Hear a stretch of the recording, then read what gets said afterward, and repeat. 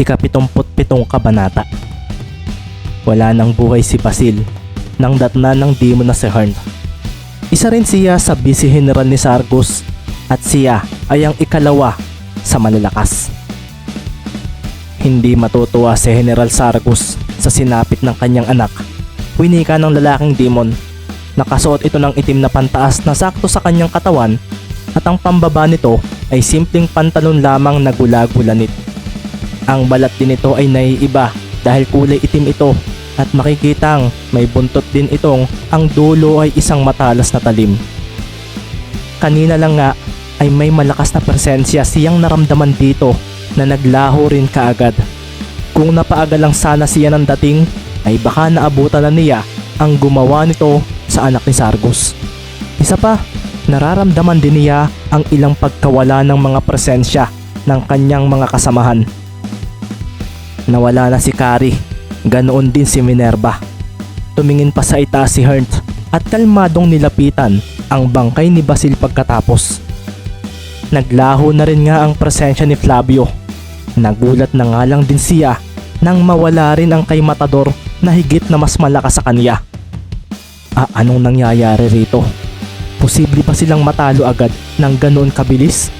Tanong ng demon sa kanyang sarili at inilagay niya sa kanyang balikat ang katawan ni Basil. Napakuyom nga siya ng kamao. Tumingin din siya sa paligid at pinakiramdaman ang bawat isa, lalo sa panig ng kanilang kalaban. Sinubukan niyang maghanap ng malakas na presensya, subalit wala siyang maramdamang malakas na kayang tumalo kay Matador at Flavio. Mas lalo tuloy siyang naguluhan sa mga nangyayari. Pero wala siyang oras na dapat sayangin ng sandaling iyon. Ang prioridad niya ay si Basil at mabilis siyang naglaho sa kanyang kinatatayuan. Lumitaw na lang siya bigla sa harapan ng dalawang demon. Nagulat si Oasis, isa sa vice general, sa paglitaw ni Hearn.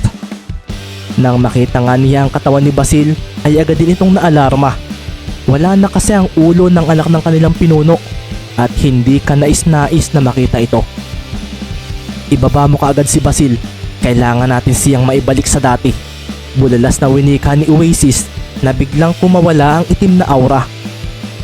May malalakas na individual na kaanib ang mga taga-Purif. Hindi tayo pwedeng magpakakampante sa labang ito. Seryosong winika ni Hearn. Inilapag din niya sa baba ang walang ulong si Basil. Exchange magic. Bulalas kaagad ni Oasis na itinapat sa putol na lieg ni Basil ang dalawa niyang kamay na nababalutan ng kanyang itim na aura. Ang ability niya ay ang bumuhay ng mga namatay. Subalit ito ay para lang sa mga bangkay na hindi pa lumalampas ng 30 minuto magmula nang ito'y mamatay. May kapalit din ang pagbuhay niyang ito dahil kakailanganin niyang pumatay ng mga individual base sa lakas na mayroon ng kanyang bubuhayin. Nangangailangan si Basil ng 10 individual. Sambit ni Oasis at ang kanyang itim na aura ay kumawala at mabilis na kumalat. Kasunod nito ay ang biglang paglalaho ni Hearn sa harapan nito. Isa-isa ngang kinitil ni Hearn ang 10 individual na kailangan nila. Kasunod nito ay ang paglabas ng ilaw mula sa katawan ng mga ito. Sa 5 demon na kanilang pinatay ay may lumabas na 5 itim na liwanag na kasing liit ng isang holen.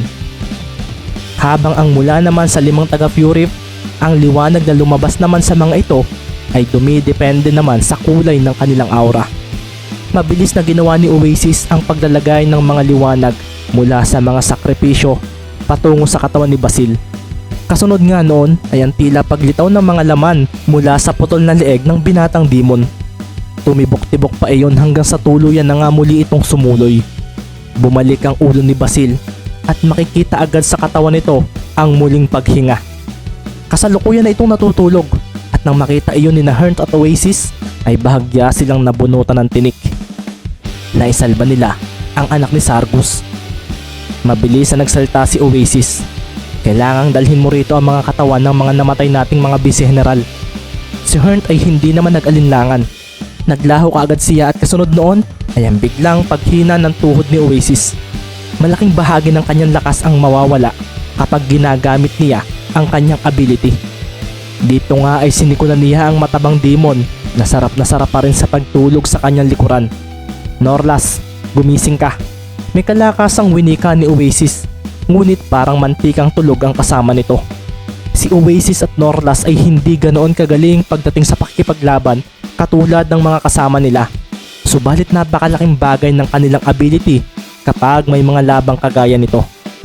Kung ang ability ni Oasis ay ang bumuhay ng namatay ng hindi pa humihigit sa 30 minuto, si Norlas naman ay may kakayahang ibalik ang nawalang lakas ng sino mang naisin nito. Kumikilos lang ang dalawang ito sa oras na kailanganin na sila, at sa oras na magsama sila ay napakalaking suporta nito para sa grupo ni Sargus. Muling mabubuhay ang malalakas na namatay, at ang mga nanghina at nauubusan na ng lakas na kalahi nila ay muling maiibalik ang mga nawalang ito. Stamina ang magiging isang faktor para manalo sa mga digmaan, at kung tatagal ng tatagal ang laban, malaking adbantahe na kagad ito sa lahi ng mga demons. Sa dami ng magagamit na alay ay hindi naman mahihirapan si Oasis na buhayin ang mga dapat ibalik ang hininga, dahil marami rin siyang makukuhanan ng sakripisyo sa dalawang grupo na kasalukuyan pa rin naglalaban sa lugar. Mabilis niyang nadala ni Hearn ang bangkay ng mga namatay nilang kapwa Vice General. Si Oasis nga ay hindi makapaniwala sa mga nakikita, lalo na kay Matador. Hindi niya maisip kung sino ang makakagawa nito. May dalawang demon ng Purif at hindi ko nakikitang magagawa nila ito sa mga ito. Sambit ni Oasis na muling tumayo. Naalala niya ang itim na aura na nagmula sa dalawang individual nang silang lahat ay nagkaharap-harap sa pag-uumpisa nito. Ibig sabihin lang nito ay hindi pa tayo pwedeng magpakakampante. Hindi natin alam ang mga lakas nila, kaya siguro mas mabuting maging maingat tayo. Napatingin pa si Hearn sa malayo, sa direksyon kung saan niya nararamdaman ang pinakamalakas na demon sa lugar na ito, si Sargus, at wala nang iba pa. Iminulat naman na ng matabang si Norlas ang kanyang mga mata at humikab. Dito ay nagliwanag ang kanyang itim na aura, at pagkatapos ay kumonekta kaagad ito sa aura ni Oasis. Gumising ka rin, Norlas. Huwag ka munang matutulog. Maraming lakas ang kailangan ko para rito. Sabi ni Oasis na biglang kumawala ang napakalakas na aurang itim nito.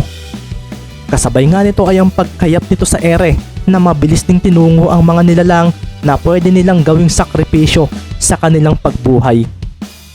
Nang lamunin ng kanyang aura ang mga mahihinang demons na kasama nila, ay agad na bumulagta ang mga ito. Kasunod noon ay ang paglabas ng mga itim na malaholi na hugis na mga liwanag. Ang mga taga-Purif nga na nakasaksi rito ay nagulat sa mga nangyayari. Ang ilan sa mga estudyante nga ng paaralan ay nadamay rin sa ginagawa ni Oasis. Anong nangyayari? Kinakabahang tanong ng isang second year sa kasama nito na bigla na lamang bumulagta at nawala ng malay. Subalit, siya nga ay nilamon na rin ang itim na aurang iyon, at bigla na lang siyang nakaramdam ng hirap sa kanyang paghinga. Napahawak na lang siya sa kanyang leeg hanggang sa siya ay bumagsak na lamang. Wala na kagad siyang buhay, at ilan pang mga estudyante at special students ang nadamay sa nangyayaring iyon. Nagliwanag ng pula ang mga mata ni Oasis, at pagkatapos ay una niyang binuhay si Matador. Ito ang kailangang mauna sa mga narito dahil ito ang pinakamalakas sa kanila. Ang butas sa dibdib nito ay unti-unting naghilom hanggang sa tuluyan na itong magsara. Kasunod noon ay ang biglang pag-ubo ni Matador na agad ding bumangon mula sa pagkakahiga. Anong nangyari? Bulalas agad ni Matador na bahagyang tumingin sa paligid. Nakita niya ang mga patay na kasamahan at ang 3 demon na kasalukuyang nakatingin sa kanya. Maligayang pagbabalik, Matador. Wika ni Oasis na biglang nanlambot ang tuhod, dahilan upang ito ay mapaupo dahil sa biglaang pagod na idinulot ng kanyang ginawang pagbuhay rito. Nabigla naman sila sa reaksyon ni Matador. Biglang nagdilim ang mga mata nito at makikitang nanlumo. Bakit pa ninyo ako binuhay? Tanong ng matandang demon na ikinabigla ng 3.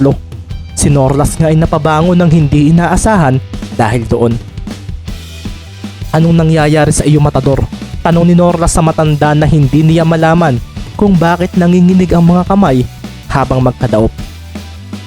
May mapanganib na demon sa panig ng ating mga kalaban.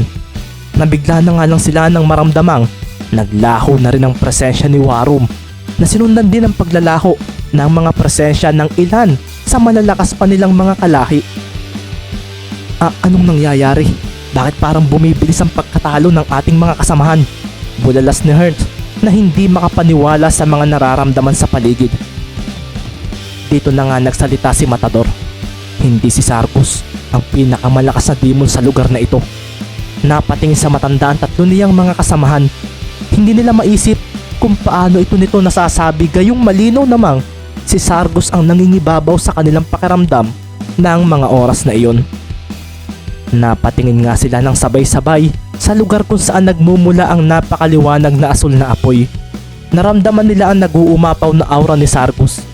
Tumatayo rin ang balahibo nila ng sandaling iyon dahil sa malakas na presensya ng kanilang pinuno. Alam nila na ginamit na ni Sargus ang full demon form nito. Ngayon Matador, sabihin mo, sino ang mas hihigit pa sa kapangyarihan ng ating pinuno sa lugar na ito? Tanong ni Oasis sa matanda na nananatiling nanginginig ang mga kamay. Ang Demon Lord, sambit ni Matador at rumihistro sa kanyang isip ang presensya ng tumalong demon sa kanya kanina. Ang demon na si Speed. Nababalot si Sargus ng itim na aura at napakaitim nito kumpara sa normal. Nakangisi ito habang binabalot ng itim na mga sinulit ang samon ni Kuro. Kahit gaano pa kayo kalakas, wala kayong kakayahang pantayan ng kasalukuyan kung lakas ngayong oras na ito. Sambit ni Sargus at kumawala lalo ang malakas na hangin na nagpatalsik palayo kina Kuro at Raizen. May mga itim na marka ang makikita sa mga bisig ni Sargus at ang kanyang katawan ay nabalutan ng itim na baluting may malambot na tekstura. Ang samon nga ni Kuro ay pinagalaw niya at agad siya nitong sinunod. Kontrolado na niya ito at wala nang magagawa ang totoong nagmamay-ari nito rito. Ang dambuhalang ibon ay lumipad sa ere at pagkatapos ay nagpakawala agad ito ng napakalaking bola ng asul na apoy. Tupukin mo sila ng apoy mo, Garuda. Sigaw ni Sargus at kasunod noon ay ang pagbulusok ng napakalaking bola ng apoy mula sa itaas. Patungo ito kina Sargus at Raizen. Si Kuro ay napakuyom ng kamao at matikas na tumayo habang pinagmamasdan ito. Kahit na ang kanyang pulang aura ay dahan-dahan ang napipiga ng napakalaking volume ng aura ni Sargus, ay nanatili pa rin siyang kalmado sa kabila nito. Raizen, umalis ka na rito. Ako na ang bahala rito. Bulalas ni Kuro na ikinadilim ng mga mata ni Raizen. Tumayo ang binata at pinakawalan ang lahat ng itim na aura na mayroon siya. Alam niyang napakalakas ni Sargus at mas lalo niya itong napatunayan ng mga sandaling ito. Sir Kuro, wala na kayong dahilan para magsakripisyo dahil tumabi si Raizen sa fireman. Kung mamamatay kayo, wala na rin tayong pag-asang manalo sa labang ito. Seryosong sinabi ni Raizen at isang malakas na enerhiya ang biglang kumalat sa kanyang katawan. Ginamit niya ang kanyang abilidad, pinatigil niya ang oras at nagawa naman niya ito. Sir, tumakas na tayo rito. Sambit ni Raizen subalit bigla silang nakarinig ng malakas na pagtawa mula iyon kay Sargus. Nangahunghang, ito na ang magiging libingan ninyong lahat. Bulalas si Sargus na mabilis na winasak ang epekto ng chronokinesis. Dahil sa nangyari, bumulusok na ng tuluyan ng malaking bola ng apoy. Kung tatama ito sa dalawa ay tiyak na ang kanilang kamatayan dahil kahit anuman ang gawin nila ay wala na silang magagawa upang ito ay pigilan. Sir Kuro, sigaw nga ni Etain mula sa malayo. Kasalukuyan siyang nakabulagta dahil sa lakas ng pressure sa paligid. Gusto pa sana niyang tulungan ng fireman, subalit wala na siyang kakayahang makalapit dito. Raizen, mukhang katapusan na natin. Sambit ni Kuro at ang kanyang apoy ay nilamon ng apoy na papalapit sa kanila. Si Raizen nga ay nakaramdam ng labis na init at malakas sa paghampas ng hangin sa kanyang katawan. Siguro nga Sir Kuro, masaya akong naging guro ko kayo sa Fury. Nakangiting winika ni Raizen. Kasunod noon ay ang pagbagsak sa kanila ng malaking bola ng asul na apoy. Ngunit bago pa iyon mangyari ay dalawang itim na kung ano ang biglang lumampas sa atakeng iyon ng Garuda. At ang sumunod na nangyari ay hindi na nila inaasahan. Biglang nawasak ang napakalaking atake ng Garuda sa kanilang harapan. Kumawala ang napakalakas sa pwersa at hangin dahil doon. Sa huli, Sinundan iyon ng paglapag sa harapan nila ng dalawang nilalang na may taglay na itim na aura. Sila ay ang dalawang demon na sina Beast at Speed. Sino ka? Sabay na winika ng dalawa nang magtagpo ang kanilang mga mata. Kasunod din noon ay ang malakas na pagpapakawala nila sa kanilang itim na aura.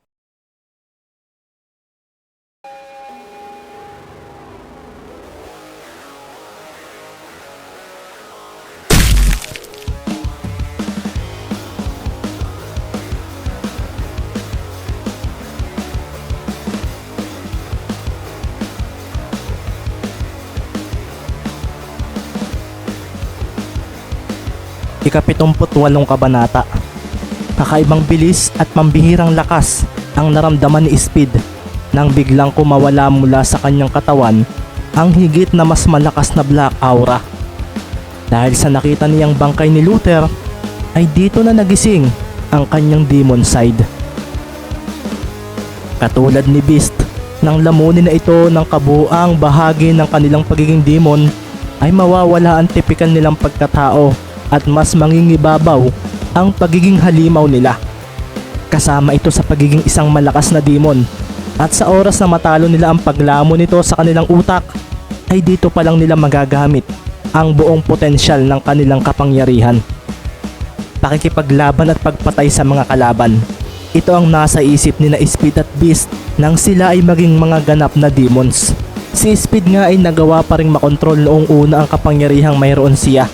Subalit nang magkaroon siya ng labis na emosyon ay doon na nawala ang kontrol niya sa kanyang kapangyarihang ito, na naging dahilan para walang awa niyang patayin si Matador. Isinunod din nga ni Speed ang may kalakihang demon na si Warum na kasalukuyang hinaharap ni Sherlock. Makikita nga ang labis na pagod sa katawan ng matandang BOT dahil sa ginagawa niyang pag-iwas mula sa malalakas na atake ng kanyang kalaban. Subalit nananatili pa rin itong maayos at walang pinsala. Hindi pa umaalis sa akin ang swerte. Bulalas ni Locke na napaupo pa pagkatapos. Muli niyang itinalang sa ere ang kanyang dalawang dice. Nang bumagsak nga yun sa lupa ay napangisi muli siya. Kahit na nahihirapan na siya ay nanatili pa rin siyang ligtas mula sa atake ng kalabang demon. Nagliwanag ang kanyang pulang aura at nang makita niya na nasa kanya pa rin ang swerte ay hindi niya inaasahan na may ibang tatalo sa demon na kasalukuyan niyang nilalabanan. Sinalag bigla ni Speed sa ere ang malaking palakol na iwinasiwas ni Warum.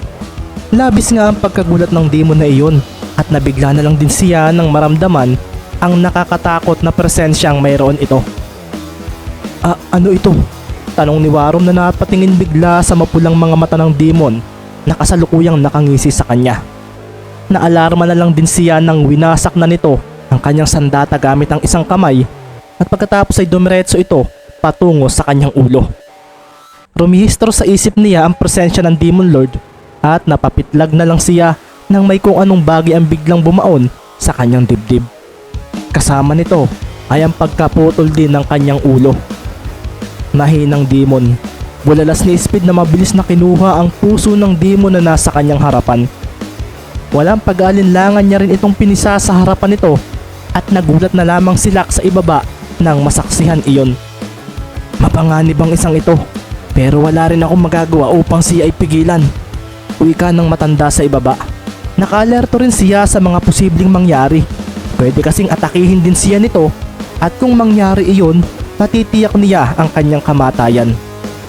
Paglapag ni Speed sa lupa ay muli itong ngumisi at makikita ang tumutulo pa sa kamay nito ang dugong bumahi dito. Kasabay rin ito ay ang pagbagsak ng demon na si Warum. Kailangan ko ng mas malakas na kalaban.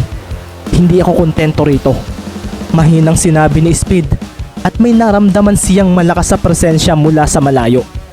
Sumilay ang ngiti sa labi ni Speed at kumawala lalo ang maitim niyang aura. Pagkatapos nito ay tumakbo ito ng napakabilis patungo sa susunod niyang target, si Sargus. Samantala, si Beast naman ay nakasalubong ang ilang malalakas pang demon habang siya ay naglalakad. Subalit imbis na siya ay labanan ng mga ito, lahat ng mga ito ay napaatras dahil sa presensyang kumakawala mula sa kanya. Ngumisi pa nga si Beast sa paglampas niya sa mga ito. Walang nakakita sa nangyari. Bigla na lang kasing sumabog ang katawan ng mga iyon. Sabay-sabay na bumagsak at lahat ay wala ng mga buhay. Hindi ba siya ang first year na may silver aura? Bulalas ng isang estudyante ng Purev na malapit sa pinangyarihan. May ilan pang mga naroon at lahat sila ay nakaramdam din ng takot sa binatang si Beast. Ang malakas sa black aura at ang ngisi nitong tila walang awa sa sinuman. Nakita nila iyon at hindi ito ang itsura ng isang disenteng individual. Isang halimaw, ito ang nakikita nila rito. Papatay at papatay ang Beast na nakikita nila at parang walang sinuman ang makakapigil dito. Bigyan ninyo ako ng malakas na kalaban, sigaw pa ni Beast at ang mga nakarinig doon ay mabilis na lumayo mula sa kanya. Kumakawala pa rin ang malakas na itim na aura nito at napatingin siya sa malayo nang may maramdaman siyang malakas na presensya mula roon. Mukhang ikaw ang pinakamalakas na kalaban dito. Nakangising sambit ni Beast at nagsimula na siyang tumakbo patungo sa lugar kung nasaan ang demon na si Sargus. Nabigla si Sargus nang mawasak ang ataking ginawa ng samo ni Kuro. Kasama rin doon ay ang kanyang pagseryoso dahil isang pamilyar na presensya ang naramdaman niya. Nakakatakot iyon at nakakapangilabot, pero ikinuyom niya ang kanyang kamao at napatingin sa dalawang bagong panauhin sa kanyang harapan. Beast at Speed. Mahinang winika ni Sargus habang pinapakiramdaman ang presensya ng dalawa. Hindi siya nagkakamali sa presensyang mayroon ng mga ito. Katulad ito ng sa Demon Lord. Huwag ninyong sabihin. Biglang naalala ni Sargus ang tungkol sa propesiya, ang nilalaman ng itim na libro ng mga demons. Ilang taon ang nakakaraan, biglang may mga salita ang biglang lumitaw sa blankong pahina nito. Tatapusin ng susunod ang buhay ng kasalukuyan. Ang kasalukuyang paghahari ng Demon Lord ay magwawakas sa sandaling ito'y mapatay ng sarili niyang apo. Hindi ito mapipigilan dahil ito ang nakatakdang maganap. Hindi mapapatay ng Demon Lord ang susunod sa kanya, pagkus siya ang mapapatay nito. Bumalik din sa alaala ni Sargus ang mga nangyari noon. Ikinulong ng Demon Lord ang nag-iisa niyang anak na babae upang ito ay walang makilalang kahit sinong lalaki. Ito ay upang wala nang mabuhay o ipanganak na kadugo niya mula rito. Subalit isang araw, nakatakas si Riona na ikinagalit ng Panginoon ng mga demon. Ilang araw nilang hinanap ito, subalit tila nagawa nitong makalabas ng kaharian. Mukhang hindi natin mapipigilan ng propesiya. Galit na wika ng Demon Lord nang pulungin sila nito para hanapin ang anak nito.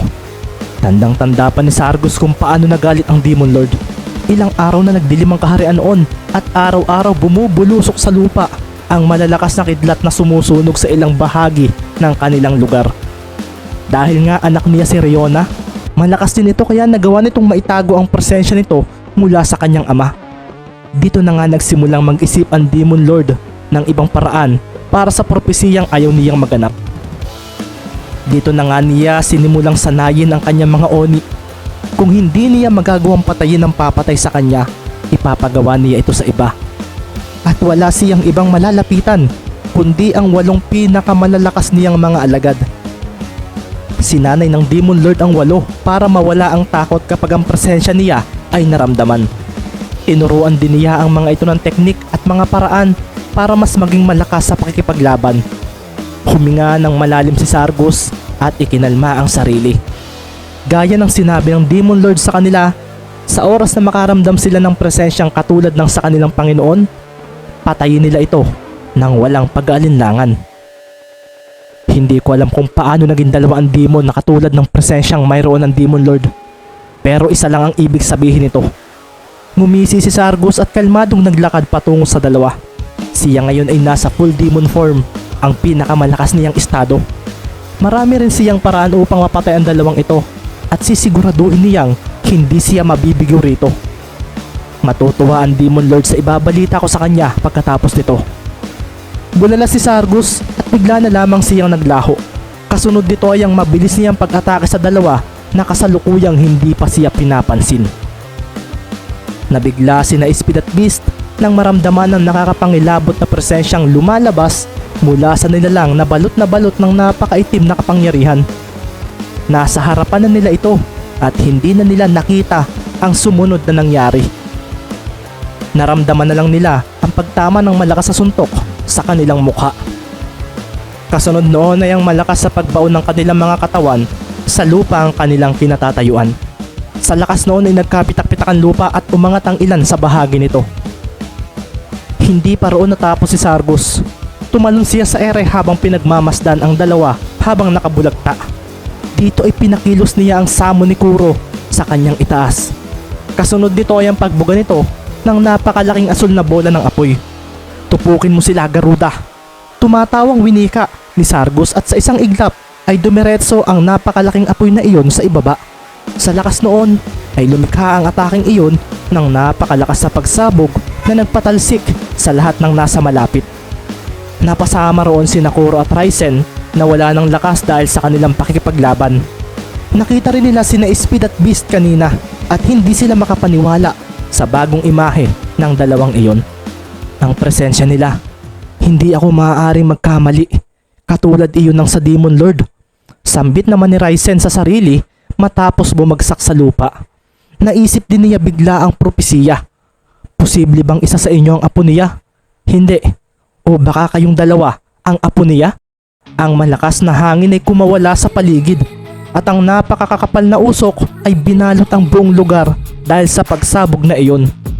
Si Sargus nga ay seryosong pinagmasdan ng paligid sa lugar kung nasaan kanina ang dalawa. Muli niyang pinagalaw ang kanyang mga daliri at kasunod noon ay ang pag-angat sa ere ng tatlo pa niyang mga puppets. Nararamdaman pa rin niya ang presensya ng dalawa. Humina man iyon ng kaunti ay alam naman niyang makakabangon pa rin ang mga ito. Pinagalaw niya ang crow at pagkatapos ay nagpaulan ito ng napakaraming karayom na may lason. Dumiretso ito pa ibaba at hindi pa doon iyon natapos. Nang bumagsak ang lahat ng karayom ay nagbuga pa ito ng nakakalasong usok. Tingnan nga natin kung mabubuhay pa kayo sa mga ginawa ko. Nakangising bulalas ni Sargus at sumalta na siya sa ibabaw ng lumilipad na samo ni Kuro. Dito na nga niya tinawag ang isa sa kanyang mga vice general. Norlas, sumagot ka. Bulalas ng demon sa kanyang isip. Mabilis din namang tumugon ng demon na iyon sa kanyang tawag. Bakit po, General? Kailangan ko ang abilidad mo. Ihanda mo ang sarili mo sa oras sa ipatawag kita. Winika ni Sargus. Siniguro niya na tatagal siya sa kanyang full demon form at upang magawa iyon ay dapat niyang magamit ang abilidad ng isa sa kanyang mga vice general. Mula naman sa ibaba, kasalukuyang nakahiga sina Speed at Beast. Wasak na ang kanilang kasuotan at makikita ang maraming karayom na nakabaon sa kanilang katawan. Sabay pang napaubo ang dalawa dahil sa kakaibang usok sa paligid. Nahihirapan tuloy silang huminga. Malakas ang isang ito. Mahinang sambit ni Speed na bahagyang iginalaw ang palad para salatin ang mga karayom na nakabaon sa kanyang katawan. Pinagmanhid nito ang kanyang katawan at parang nangihina siya dahil doon. Si Beast naman ay hindi nagsalita at bumangon pa rin ito sa kabila ng katulad na nararamdaman nito kay Speed. May epekto sa kanila ang lason pero hindi nito mapipigilan ang tulad ni Beast. Nahubog ang kanyang katawan sa labis sa pagsasanay kaya ang mga tulad nito ay kaya niya itong tiisin na parang wala lang.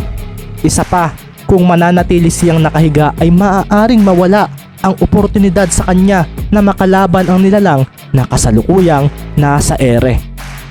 Si Speed naman ay napatingin sa binata. Sa hindi niya maipaliwanag na dahilan ay tila may isang imahe ang dumalaw sa kanyang isipan. Imahe ito ng isang binata at kasama niya ito sa kagubatan. Masaya siyang pinapanood ang araw-araw na pagsasanay nito. Kahit wala itong emosyon ay walang sawa siya sa pagsama rito. Sino ka? Sigaw niya sa kanyang isip. Napatingin din siya sa binatang nasa malapit sa kanya. Nakita niyang inihahanda nito ang kanyang mga binti. Tila tatalon ito at bumubuelo ito ng maayos. Wala akong pakialam kung mas malakas ka sa akin dahil tatalunin pa rin kita. Bulalas ni Beast at bumaon ang mga paa nito sa lupa. Kumawala rin ang hangin mula roon. Bahagyanan niyang ibinaba ang kanyang mga tuhod at pagkatapos ay buong lakas siyang tumalon.